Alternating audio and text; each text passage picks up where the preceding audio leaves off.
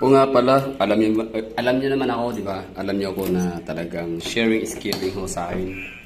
Sharing is blessings or blessings is sharing. Basta share your blessings. Ibig sabihin na blessings, hindi lang naman pera o ano man, di ba? Minsan kaalaman din, no? Yung experience, kaalaman.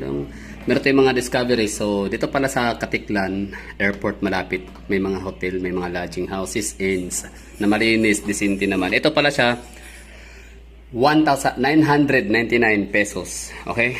999 pesos for 12 hours. Overnight siya.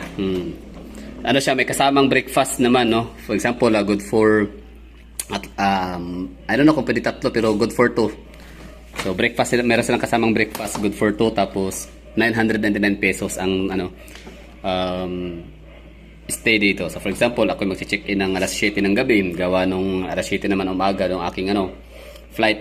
So kailangan early as 5 pa lang nasa airport na ako para makapag-check-in sa boarding gate, no. So dito na tayo sa Katiklan or sa Malay. Barangay Katiklan actually ang GT Port, no. So Barangay Katiklan. So ayaw ko kasing audit talaga sa akin yung minsan ako yung naiwanan ng flight, kaya syempre malapit na naman ang island, Boracay Island, pero mas safer talaga, mas secured na hindi ako maiwanan ng flight kinabukasan kapag dito na ako matutulog overnight. Di ba? Kaya okay na yun, 999 pesos for 12 hours stay with free breakfast. Kung dalawa kayo, yun, good for 2, pwede na rin. Disente, no? Napaka-disente na 999.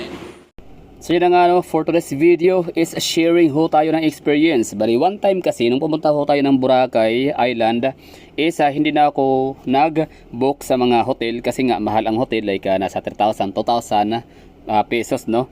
So ang ginawa ko is meron akong nakausap, meron akong kadil na tao sa Facebook lang, no.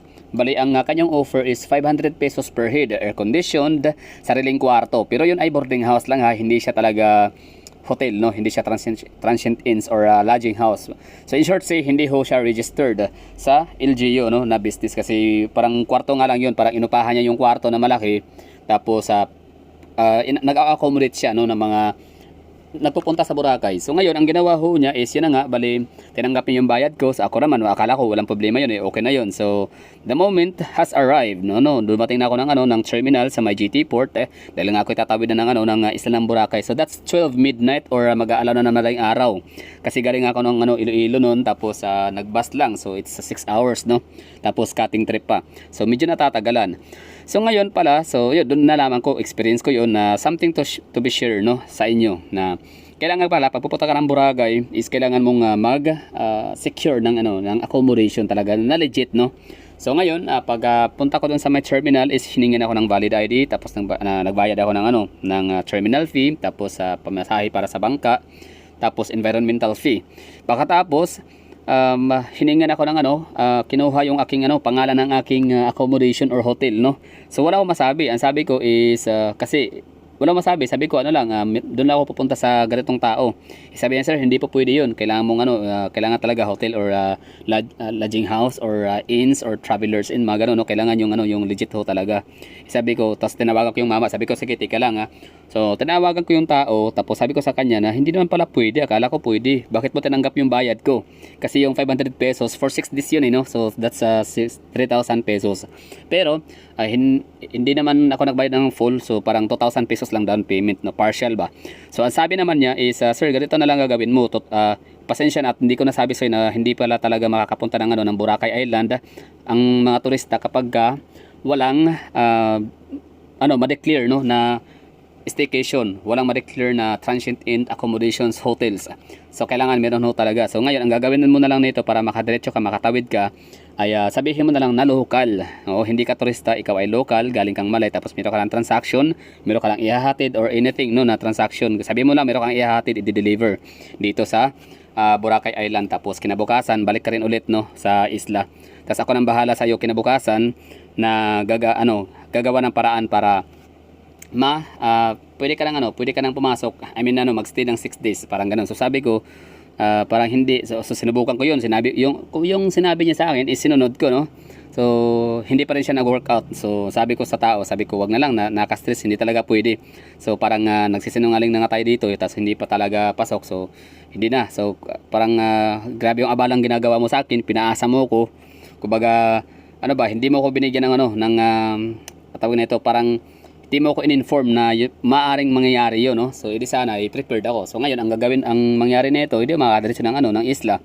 So, ang gagawin ko dito ngayon, magsistay ako dito sa may port, no, hanggang sa makahanap ako ng mga accommodation, no, na matutuluyan ko.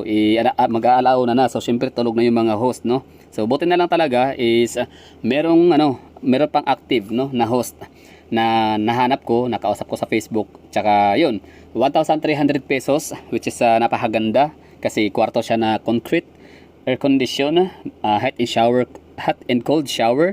Tapos meron siyang free na use of plancha, no. Tapos meron din siyang heater. Tapos wala naman siyang walang kusina, pero okay lang yun kasi hindi ko naman din talaga, walang planong magluluto, no, for 6 days. So ang daming mga pagkainan sa labas sa Boracay, which is napakamura.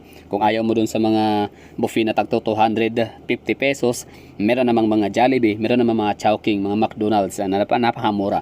Anyway, so going back ko tayo sa rules and regulations sa Boracay Island, no. So yun na nga, bali, hindi ko siya pwedeng basta-basta na makakapasok dun na wala kang ma-declare na legit na hotel or accommodation. So kailangan mayroon kang valid ID, which is number 1 na requirement. Tapos yung legit na accommodation or hotels. So ngayon ang nasa isip ko noon, sabi ko grabe yung stress na binigay sa akin ng tao, no, nung aking nakausap na nasa isla. So ngayon ang ginawa ko, sabi ko mag-aabang ako nito ng umaga, so hindi pwede. So susubukan ko muna yung luck natin, no. I will try my luck na makahanap ng accommodation sa isla. So ang ginawa ko, buti na lang yun talaga, mayroon akong nahanap. Tapos ayun, so alarga na diretso na, no, sa may isla. Pero alam niyo kung sakali man na hindi tayo nakahanap kasi alauna na, alas 12 ng madaling araw, alauna, so syempre tulog na ngayon, di ba, yung mga host kasi tao rin naman sila, natutulog, nakapagod at naaantok. So, pwede na ba na tayong magstay dito sa may Katiklan? Yes, Barangay Katiklan, kung saan located yung airport tsaka yung GT port. Kasi within the area ng Katiklan, meron pong mga lodging house, marami pong mga staycation, mga transient inns na mahanap, makikita. So, tingnan ho natin, ipapakita ko ho sa inyo. One by one. Pero syempre, itong aking maire-recommend ho sa inyo, yung pang masa, hindi yung pang mayaman, hindi yung pang sosyal, hindi yung pang rich. Pang lang, mga budget friendly, mga budget meal kung tawagin. So ito yung pinakauna, no. Huwag na ho tayo magpakalayo-layo, no. So sa airport pa lang, within the premises of Boracay Katiklan Airport, ay meron na ho tayo makikitang kwarto ho dito. So papakita ko sa inyo yung hitsura ng kwarto ho nila, kung maganda ba para sa inyo, kung solid ba yung presyo, at saka kung okay ba yung kanyang quality, no. Kung disente ba siya para sa inyo. So kung nyari ginabi ho kayo, wala kayong matulugan, ay ibig ko sabihin na tulog na yung yung mga nakausap ho ninyong host sa isla ng Boracay. So wag na lang ho kayong dumiretso ng port muna. Dito na kayo muna matulog nung magpapalipas ng gabi. So, for example, napapakita ko sa inyo. Ito within the premises of airport lamang. Ang galing. So, next time around, alam ko na kung saan ako mag-stay. So, di ko na kailangan pang lumayo. So, tinan ko yung 1,500. Overnight ba yun, Koy? Sige, tingnan natin yung kwarto dito. 1,500 na overnight ba yun? O 22 hours? Sa 1.8? Hanggang bukas kasi. Pero merong 1.5. Ano yung 1.5 sinabi ni ate? Ito siya. Ay, sa kabila. Kasi maganda ito kumpara sa malayo, mamasahe ka pa ng tricycle, di ba? O, yun yung view. Okay. Sige, salamat kuya. Meron pala dito, napapalayo pa tayo. Wala kasi sa mapa. Wala. Nung hinanap ko yung nearest tag na ito, transient inn or hotel accommodation, ang lumabas, ito lang sa labas, tsaka si Hinan. Kaya napuntahan ko doon sa malayo. Okay. So, thank you kuya. Yan, guest room. So, meron pala sa ito dalawa. At least meron, di ba? Para pwede ma-overnightan. So, meron naman dito isa sa labas. Yan parang, for rent. Edge Airport Hotel. Pero hindi ko alam kung parang wala na yata. Sarado na siya, no? Hindi na siya functioning. Sir, open pa ba yan, sir, yung hotel? Edge Airport Hotel? Parang wala na, no? Sarado na, no? Galang sir. So akala doon wala na. Akala ko ito yung gusali. Ito pala yun, oh. Doorbell na lang tayo dito. Ayun, oh, open pa rin pala sila. Oh, yun pala yun talaga, hotel. Tapos ito pala yung magiging entrance nila. Ito. So kumbaga ang gawin niyo lang dito, pag mag-check-in ho kayo dito, ano lang, doorbell na lang yan, oh. Tapos yun, ito yun, labasan na. So kasi ng ano sa Wikipedia, sa mapa, Google Maps or mga accommodation near the airport, lumalabas lang ho talaga sa within the premises of airport. Ito lang talagang hinan. And ito siya. So yung sa may ano, sa may indox sa guest room, hindi lumalabas, hindi nakikita. So parang hindi siguro na registered. Kaya yun lang. At ito naman pangalawa kong marirecommend ho sa inyo, itong aking tinuluyan, no, na kwarto. 999 pesos. May kasama pa silang complimentary breakfast, no, which is hindi ka talaga magsisisi kasi kita paano may pagkain na libre, no. Although afford naman natin ang pagkain, pero okay na yun, no. Pasalamatan, complimentary nga, di ba? So let's give compliments with each other. Yun, no, sa napakalakas na aircon. Grabe, the best. Solid. At sa napakagandang view. Yan.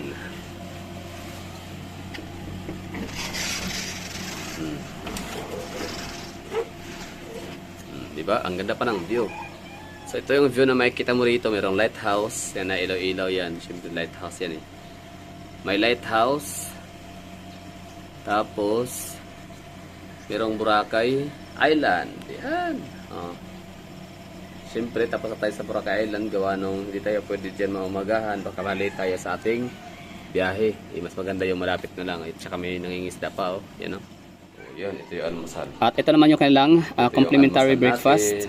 So, okay na rin, no? Hindi na rin masama para sa mga wala namang problema sa pagkain, di ba? So, ako meron ako, non-pork eater ako. So yun lang. Okay lang, na-appreciate ko pa rin to, no? I still feeling grateful pa rin, no? So thankful pa rin ako na nagbigay ng kahit paano ay complimentary. Pero kahit wala na, okay pa rin, solved na solved. Magandang kwarto, no? Napakalamig ng aircon. Katiklan, Malay, Aklan. Alam niyo ito yung mga gesture. Ito yung mga gesture ba ng mga transient or mga staycation. Basta lodging house na lang diretso na pagkasabi. Na talagang sobrang tuwa nila sa mga guests nila. Kaya tinatawag siyang complimentary, 'di ba?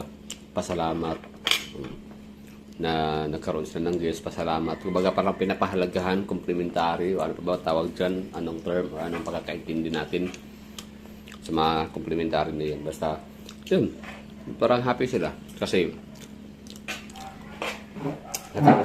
nagkaroon sila ng guest. Tapos 'yun, maliban sa talagang nag-isip sila na perfect location para sa kanilang business. Di ba? Para mapagtayuan ng kailang bahay paupahan. Nag-isip sila ng perfect location para sa kanilang business, para yung mga guests talaga nila ay matuwa, masiyahan, dudungaw-dungaw dito, di ba? Gaya nito, we're facing Boracay Island. Okay na, no? So yun yung pangalawa ho natin na recommendation.